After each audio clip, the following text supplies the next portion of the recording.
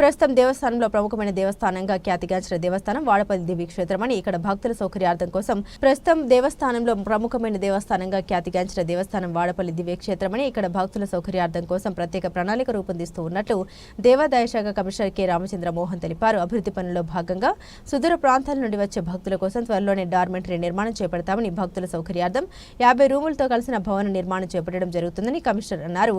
కోనసీమ తిరుమల అభివృద్ధిపై ఎమ్మెల్యే బండారు సత్యానందరావు, ఆలయ కార్యనిర్వహణ అధికారి నల్లం సూర్యచక్రధరరావు అధికారులతో సమీక్ష నిర్వహించారు. ఇంజనీరింగ్ అధికారులతో కలిసి దేవస్థానం పరిసర ప్రాంతాలను పరిశీలించి ప్రత్యేక క్యూలైన్, కేశఖండనాలు, చాలా పార్కింగ్, టికెట్ కౌంటర్స్, భక్తుల సౌకర్యార్థం ఏర్పాటు చేసిన ఫ్లైఓవర్స్ ను స్వయంగా పరిశీలించారు. ఎమ్మెల్యే బండారు సత్యానందరావు మాట్లాడుతూ వాడపల్లి క్షేత్రం సందర్శించిన దేవాదాయ శాఖ కమిషనర్ కె రామచంద్ర మోహన్ అభివృద్ధిపై అధికారులతో చర్చించి సూచన ఏ విధమైన అనుమతులు చేపట్టాలో అధికారులను ఆదేశించారన్నారు. ఆంధ్రప్రదేశ్ రాష్ట్రంలోనే అత్యంత వేగంగా అభివృద్ధి చెందుతున్న ఆలయంగా గుర్తింపు పొందింది. అదేవిధంగా భక్తుల రాక కూడా గత 5-6 సంవత్సరాల్లోనే దాదాపు 2 రెట్లు పెరిగింది. ఇప్పుడు ప్రతి శనివారం కూడా 60 నుంచి 70 వేల మంది వరకు భక్తులు వస్తున్నారని అంచనా. భక్తుల రాక ఇంత వేగంగా పెరుగుతున్న దృష్ట్యా దేవాలయ అభివృద్ధి ప్రణాళిక కూడా ఆ విధంగా దూరదృష్టితో ఏర్పాటు చేసుకోవాల్సిన అవసరం ఉంది. కానీ గతంలో నుంచి కూడా 1 సంవత్సరం నుంచి దీని మీద కొంత వర్క్ జరుగుతూ ఉంది మాస్టర్ ప్లాన్ విషయంలో. అయితే ఇంకా ఫైనలైజ్ చేసే ముందు ఒకసారి స్వయంగా చూసి ఇక్కడ అవసరాలన్నింటినీ కూడా పూర్తిగా అంచనా వేసి నిర్ణయం తీసుకోవాల్సి ఉన్న దృష్ట్యా ఈరోజు రావడం జరిగింది. అదేవిధంగా స్థానిక శాసనసభ్యులు సత్యానందరావు గారు కూడా దీని మీద చాలా దృష్టి పెట్టి గత కొన్ని నెలలుగా ఆయన సూచనలతో చాలా కొన్ని తాత్కాలికమైన ఏర్పాట్లు కొన్ని జరిగినాయి. అదేవిధంగా శాశ్వతమైన ఏర్పాట్లకి ప్రణాళికలు జరిగినాయి.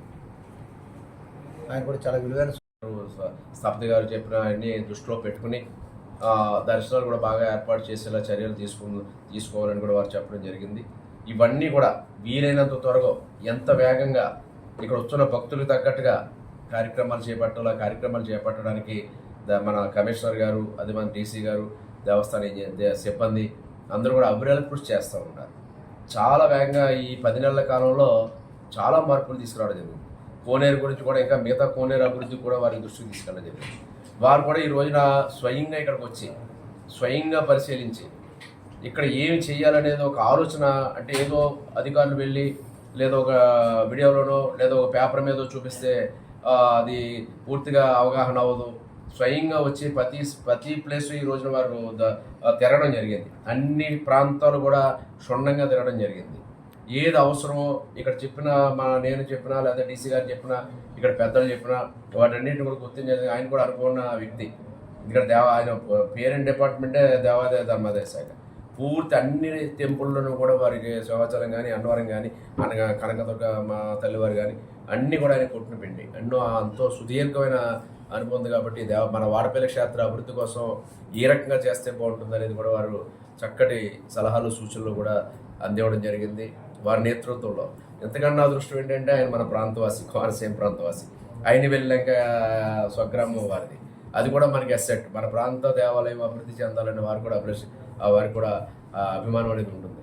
ఆ దృష్టితో కూడా ఈ ఒక వాడపల్లి దివ్యక్షేత్ర వెంకటేశ్వర స్వామి అభివృద్ధికి అన్ని కార్యక్రమాలు కూడా భవిష్యత్తులో వీలైనంత వేగంగా అన్ని పనులు